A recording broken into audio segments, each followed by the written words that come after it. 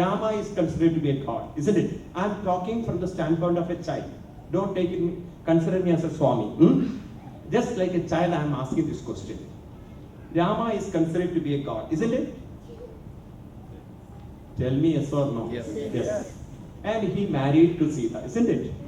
And Sita was taken away by Ravana. Okay, that is okay. And he killed Ravana, got back Sita, isn't it? And Sita was pregnant, isn't it? And Rama knows that Sita is pregnant because of him, not because of anyone. Because Sita was undergone that kind of test where he knows that Ravana never touched, isn't it? All these things you know. And after knowing this truth very well, when somebody commented, a washerman commented that, I am not just like Rama. When his wife was late, I am so great that the washerman and Rama never lived in Australia. Because here, the wife won't come in time. No, there the story says like that. The washerman's wife didn't come before sunset. She came later. So when she was late, the husband was saying, I am not like Rama to take you back. You can go anywhere. So if it is happening in Australia, no one can take back their wife. Because almost every wife come after sunset. You know the story of Ramayana. Then when Rama knows that his wife is pregnant because of him, when he heard a comment of a washerman that I can't take you just like Rama, that means he says that Sita lived with someone for a long time and taking back such a wife, I can't do like that. No, he is suspecting the purity of Sita. When Rama heard, I hope you understand the story, no? Are you getting the story or not? Yeah. If you don't know, don't read. At least read something and understand something, then only you can connect to the other side of the story. When Rama knows that, everything, why he sent his wife to the forest? He sent his wife to the forest, isn't it? And Sita delivered her children, not in the palace, but in the forest, isn't it? Why Rama sent his wife to the forest when he is so clear? Is it this action of Rama, whether it is right or wrong? And you consider Rama as a god, whether Rama has done justice or injustice? Tell me. Now it is up to you. Meanwhile, I'll take a little water. Tell me, what answer will you give to your children? Tell me something fast, don't take much time. He followed the dharma of a king. Is it the dharma of a king to throw the wife when she is pregnant? She was pregnant that time. Suppose if your child asks, when the wife is pregnant and he knows that he is the reason, he is the cause, and he is the person responsible for that, and with somebody's comment, should the kings do such a nonsense? Then he is no more a good king. Same rule applies. Right? Right or no? What answer you give to your child if your child asks such a question?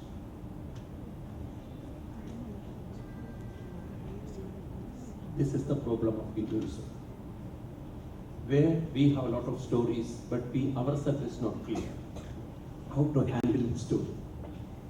Are you getting the point? No, if anyone asks this kind of things, that is why Indian wisdom is not brought out, because we are not doing any collective effort. Then only we can re-educate or re-translate. We can again modify this story into the modern thinking. Now, tell me first, after getting your answer, I will give the answer. My answer, it's not my answer, I am just sharing my answer. Don't take it as an answer. We cannot think, no? And we have to collectively make a new, interpretation for that. Then only our children will respect such things. Okay, you can, even Malayalam parayam, no problem. Excuse me for that, right? Is it for Sita to realize that when she doubted Lakshmana's intention? No, nothing. If it is so, again, why he did the Agni Parisha? No, Agni Parisha. When he conducted the test in fire, he is very clear. There is no iota of doubt. then again doubting the same thing, it's not good. As a king, it is not good. Then he is not a mature king. Right? Tell me. Responsibility of king was more paramount than his personal family responsibility. Again, if you ask, say like this, then should the king listen? The answer is now. One suggestion is the king should give more importance to the kingdom, not to his family. And this is what one suggestion. So if you analyze this, now according to this answer, we have to say the king has to neglect his family and he has to give importance to the society, isn't it? Now my question is whether the family is also included in the society or the family and the society are different. If you are not showing justice to the family, then how can you show justice to society? If you are responsible to the society, why can't you be responsible to your family?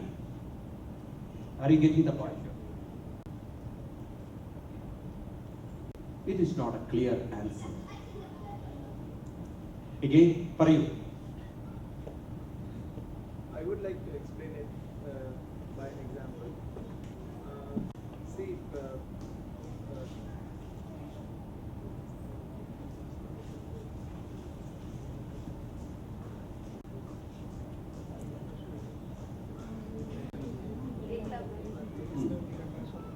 Okay, you can yeah. just, I can So understand. just an example, Dronacharya, he asked. No. I Yeah, don't I'm mix coming. up this story No, with no, any not- other story. no, no, This is I- a direct question Yeah, just- whether the Rama has done justice or not. He did justice. There is a story in Mahabharata. Don't bring those stories No. to this. I say he did justice. Justice. Yeah. Why? That's what the two I'm things. Yeah. So, just let me explain this, and based on that, I'll make it clear. See, what is it? Eklavya. Okay. Yeah. He took the finger. उसका नाम क्या था? इसका नाम? Dronacharya. So Dronacharya asked. Took away the. Okay, I understand that. Why did he do that? Because no one would have known about Eklavya. Because he took the blame on him, everyone knows about Eklavya. Similarly, in the role of women in India, though she is worshipped as Devi, no one gives them that importance to a woman. He set himself as a wrong example to the entire world that see, this is how we deal with the woman, and that shouldn't be done. That is why he is called This as. is not a right answer. Just like, it happens in India. It happens to me. When I went to one home, that lady, the mother was saying, Swamiji, please take care of the bathroom, it is slippery. And when she went inside, she herself fell down. And she was saying, don't fall like this. In the same way, I'm throwing my wife into the forest, don't do these things. This is that you mean, isn't it? I'm sending my wife, and this is a message to the whole world, don't throw your wife. And like this, people are insulting the women.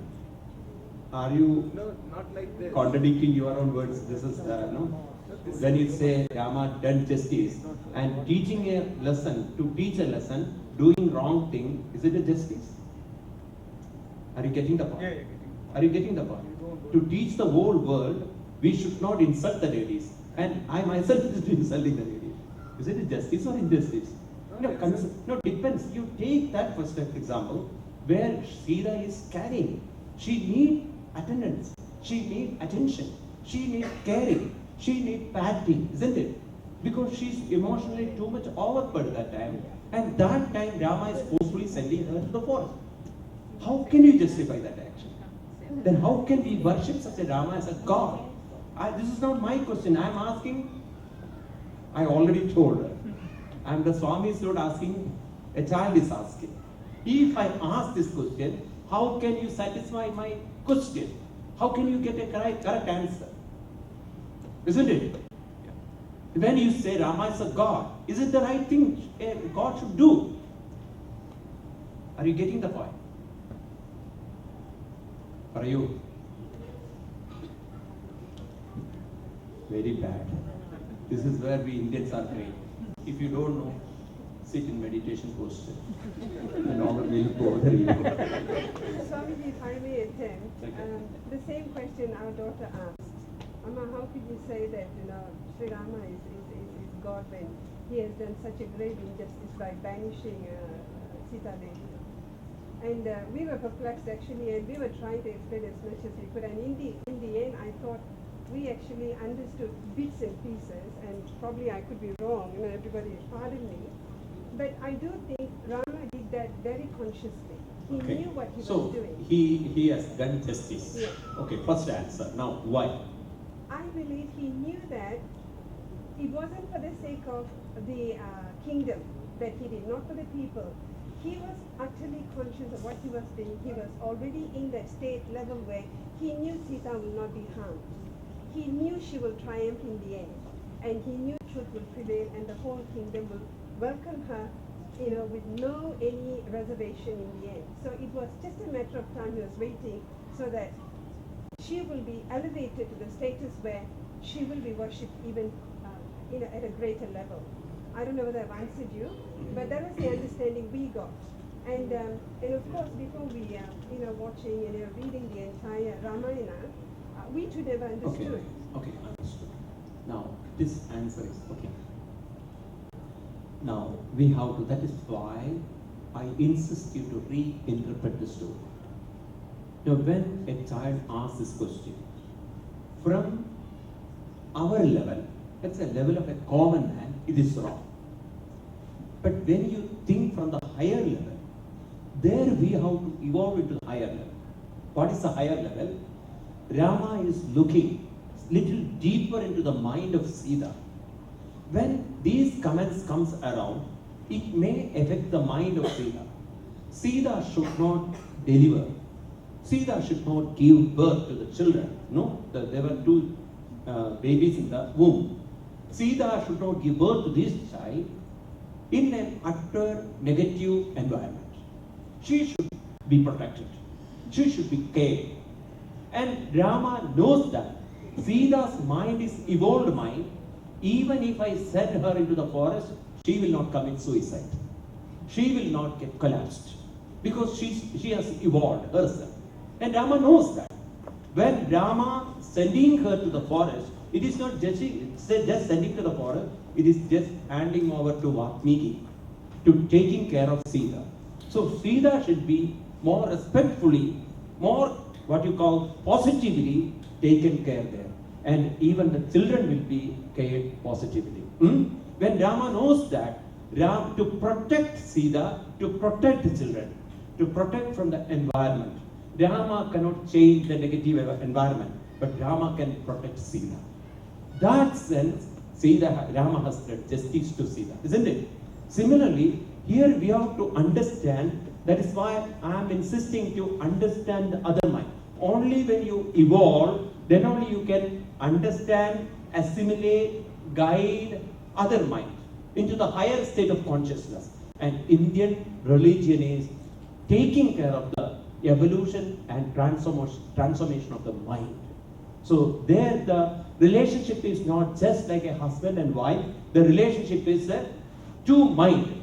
And there are two more minds are coming in the womb, which were there in the womb, and we have to take care of the mind. And India is the only country where every mind is taken care of. Those times, that is why our great masters could utter this word, Loga Samasta. See, look at the word, Loga Samasta. Those times, where is the Loga? And 5,000 years ago, they were using this word Loga. Now you can understand what is Loga, because we know the history, we know all the things through the media. Those times, what is the media? Sitting in the Himalaya, some cave, chanting Loga Samasta Sudhino Bhavantu. Look at their mind. Their mind can reach all over the world. Loga Samasta Sugino Bhavantu. This is the word used. Sugino means let the whole world be transformed. Sukham means transformation. When you are able to adjust, accommodate, assimilate, and guide the other mind, then you are an evolved soul, isn't it? So let us work on that. Let us transform ourselves so that we can take care of the whole world. Now, this is the point where we have to work together. we have to understand Indian religion positively. What is the Indian religion? It is talking about the evolution and transformation of the consciousness or the mind. Let us work on that. Let the whole world grow consciously, grow more and more into the higher state of consciousness, where our Rishi says that one can reach the Lalita Sahasranam. Finally it says Shiva Shakti Aikyarupini Nama. Shiva Shakti Aikyarupini, where the mind is completely identified with the Shiva, the consciousness, and one is absolutely evolved. We say it is a God realization state. Everyone can reach Jivatma and the Paramatma. Jivatma means the lower mind and the Paramatma is the higher mind. Jivatma is the lower consciousness and the Paramatma is the higher consciousness. And Jivatma, Paramatma, Aikyam. This is the word used. Aikyam. Aikyam means oneness, the unity. And one can achieve that. We all are blessed to reach that state.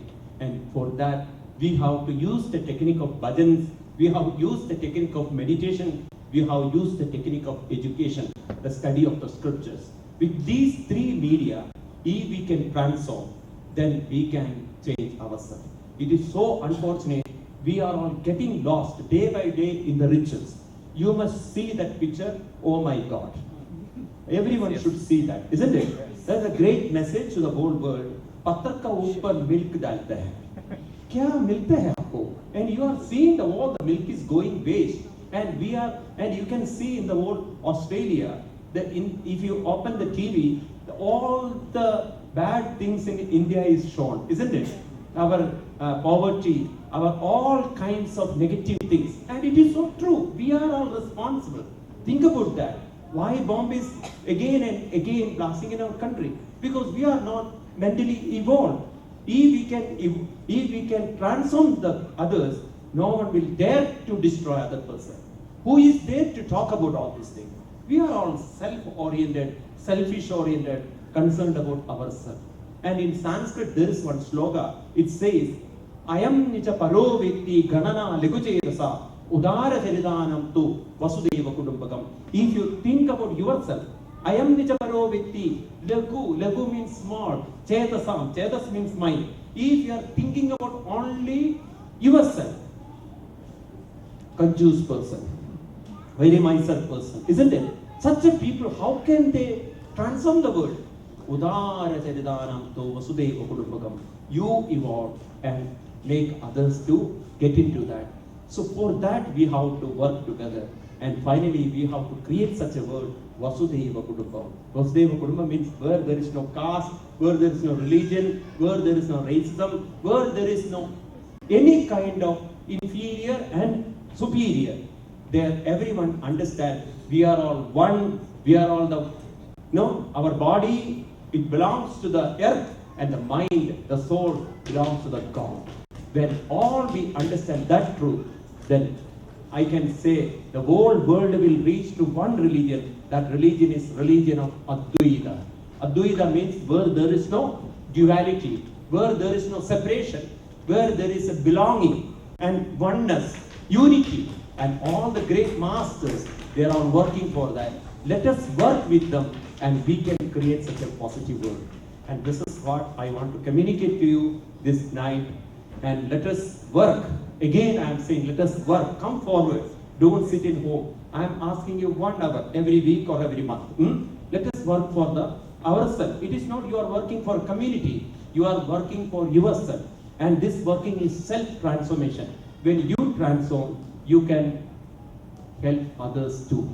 You can guide others too. Krishna says in Bhagavad Gita, when you evolve, yadyad ajarati sreshta, when you transform, you are a sreshta. Itara jana anuvartate. You can understand it a little bit, isn't it? Itara jana means others. Anuvartate means they will also follow. And let us make the whole world to follow. Parasparam bhavayanta sreya paramamapsida. Parasparam. Let us work together and let the whole world comes to the state of a great transformative mind. When the mind is transformed, you will never see enemies around.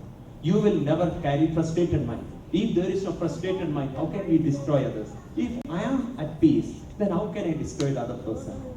Are you getting the point? If I am frustrated, then I may be jealous about your progress. I may be thinking that you are a different community, I have to destroy you, isn't it? I may create separation, I may think in a narrow way, and you are a better enemy for me. And that kind of thinking will create violence in the whole world.